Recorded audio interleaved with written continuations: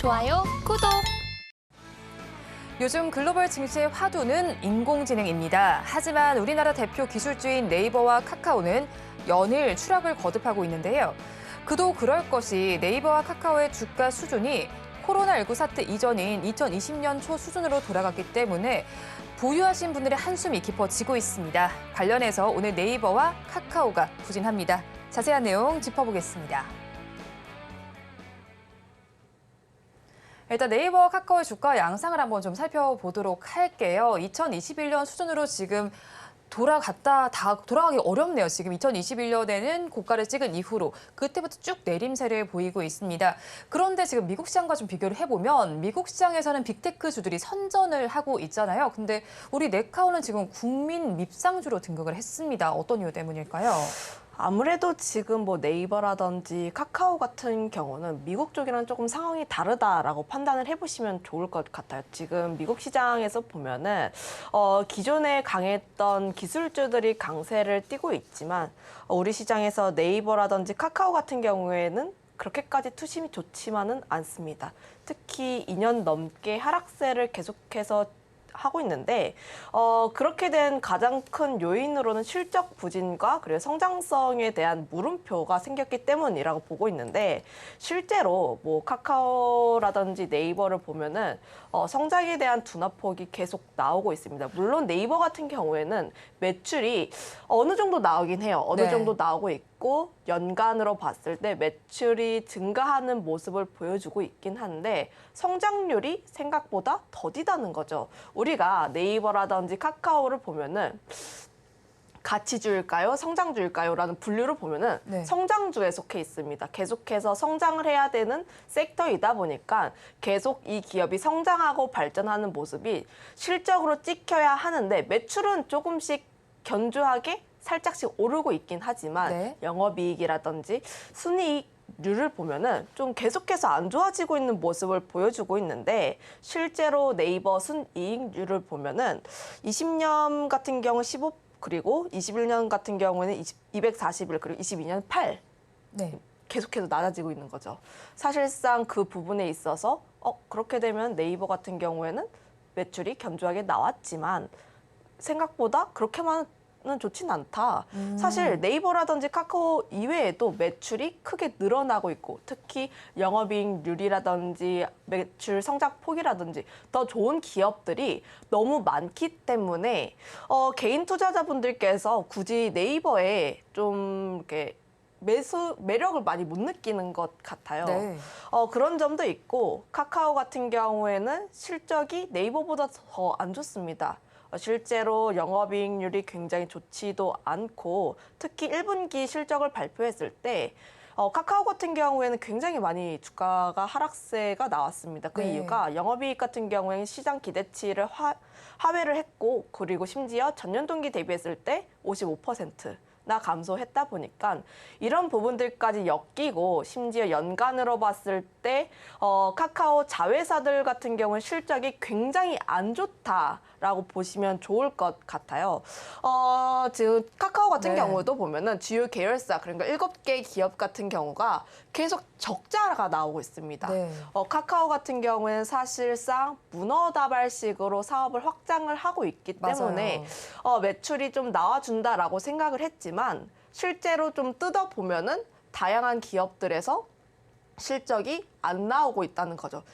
그리고 작년 실적이에요. 작년 실적 같은 경우가 굉장히 안 좋았는데 올해 실적은 더 안 좋을 거란 전망이 많습니다. 아무래도 뭐 경기에 대한 흐름도 있고 하다 보니까 2분기 실적이라든지 올해 실적은 더 안 좋아질 것으로 전망하고 있다 보니까 실제로 뭐 증권가 리포트가 보면은 목표 주가가 하향하는 그런 사례들이 많다 보니까 투자 심리는 조금 영향을 많이 미친다라고 보시면 좋을 것 같고 특히 카카오 같은 경우에는 쪼개기 상장.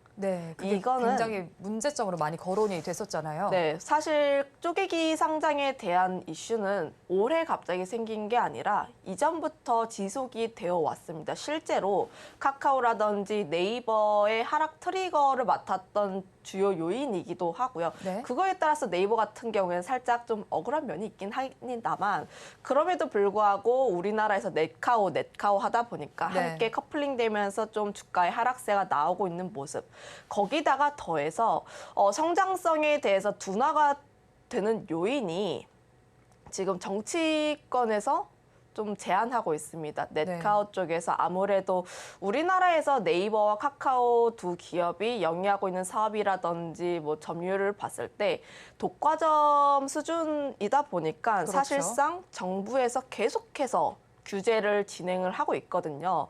물론 AI 시대가 나오고 있다 보니까 어느 정도 플랫폼 규제를 풀어줄 필요는 있다 이야기는 나와도 일단 정부에서는 플랫폼 독과점 방지법을 추진을 하고 있고 내년 총선 앞두고 있어서 이런 점들이 계속해서 좀 부각이 되고 있다는 점은 아무래도 네이버와 카카오에 불리하게 작용을 하지 않을까라고 보고 있는데 그 이유가 실제로 우리 올해 증시를 보면은 네. 굉장히 시장을 주도를 했던 섹터들을 다 살펴보면은 2차 전지, 반도체, 디스플레이, 바이오 그렇죠. 이런 섹터예요. 그런데 슈팅이 나왔을 때 뉴스 기사가 굉장히 많이 나왔던 게 뭐냐면 정부에서 얼마를 지원을 해준다. 정부가 밀어주고 있다. 이런 내용들입니다. 그렇죠. 실제로 산업들이 성장을 할 때 정부가 지원을 해주면서 뒷받침이 되고 그리고 민간 사업 쪽에서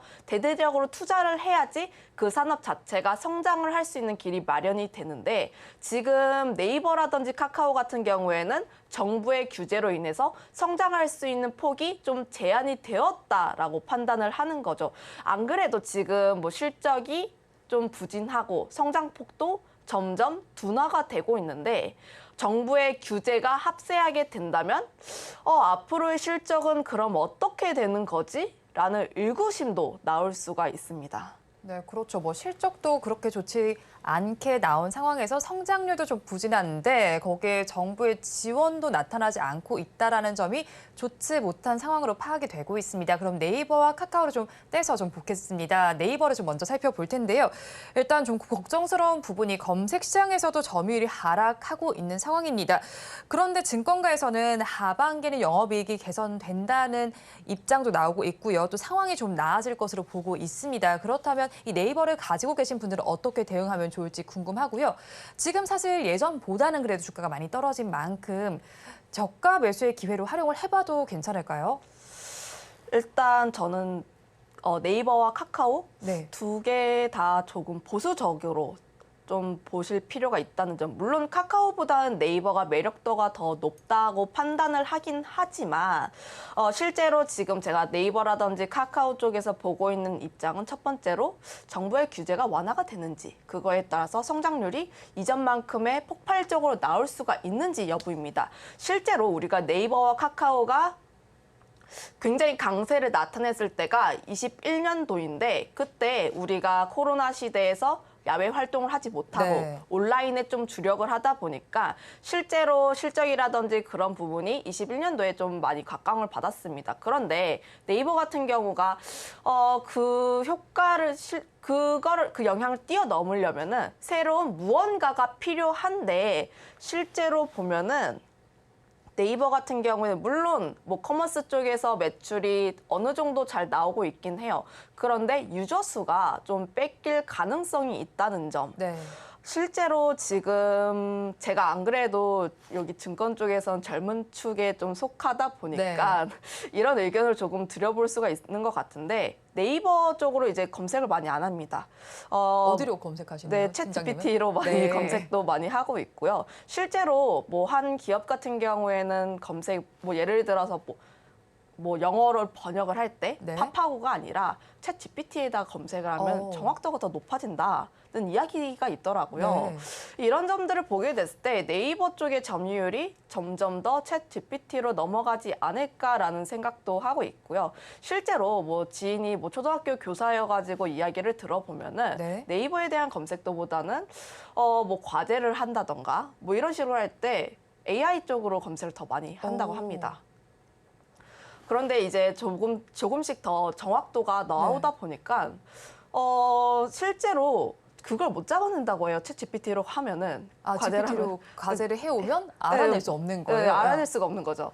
그런 부분이 있다 보니까 실제로 네이버 같은 경우에는 유저를 뺏길 가능성이 있다는 점, 이런 점들을 보게 됐을 때 사실상 물론 매출은 좋아질 수는 있지만 이전의 실적 성장 기대감을 뛰어넘을 수 있는 그 이상의 실적이 나와야 할 필요가 있겠다라고 보고 있고. 근데 또 AI 사업 사실 네이버도 하는 걸로 알고 있거든요. 네네. 좀 네. 대처가 되지 않을까요? 저는 좀 뚜껑을 열어볼 네. 필요가 있다는 점. 물론 챗 GPT는 영어 기반이다 보니까 그렇죠. 정확도 측면으로 봤을 때 네이버의 서치 GPT가 잘 될 가능성은 있습니다. 하지만 저는 지금 그 모멘텀을 가지고 네이버를 매수를 하기에는 조금 너무나도 불확실한 면이 많다. 특히 실적 네. 이런 부분을 보게 됐을 때 서치 GPT가 출시하고 그리고 그 이상의 성과를 내는지 확인을 한 다음에 들어가도 전 네이버는 나쁘지 않다. 물론 분할로 지금 신규로 접근하고 싶으신 분들 같은 경우에는 가격대가 매력적이긴 하지만 저는 여전히 네이버 같은 경우에는 확인해볼 요소가 굉장히 많다는 점 한번 인지를 해드리도록 하겠고, 그거에 따라서 기보유자 같은 경우에도 사실상 저는 반등을 하면은 조금씩 비중을 축소하고 그리고 그 축소해서 마련한 현금을 가지고 실제로 주도를 하고 있는 섹터 내에서 매매를 해보시는 게 더 좋지 않을까, 이런 의견을 드려보도록 할게요. 네, 일단 네이버에 대해서 어느 정도 긍정적인 전망도 해주기는 하셨지만 접근하실 땐 조금 보수적인 관점을 짚어주셨습니다. 그러면 카카오 이번에 좀 알아볼게요. 카카오의 경우엔 지금 주가를 보니까요. 외국인 투자자들과 기관 투자자들의 거세 매도세가 나오면서 지금 주가가 5만 원 아래로 내려앉았습니다. 지금의 주가가 49,600원 선 정도를 지나고 있어요. 그렇다면 앞으로 또 AI 사업이나 또 헬스케어 사업 부분에서 좀 어느 정도 실적이 나와준다면 주가가 좀 달라질 수도 있을 것 같은데, 뭐 가지고 계신 분들이거나 또 새로 접근하실 분들께서는 어떤 부분을 고려해서 접근을 해야 할까요? 카카오 같은 경우에는 네이버보다 더 보수적으로 접근해 보실 필요. 더욱 보수적으로요? 네.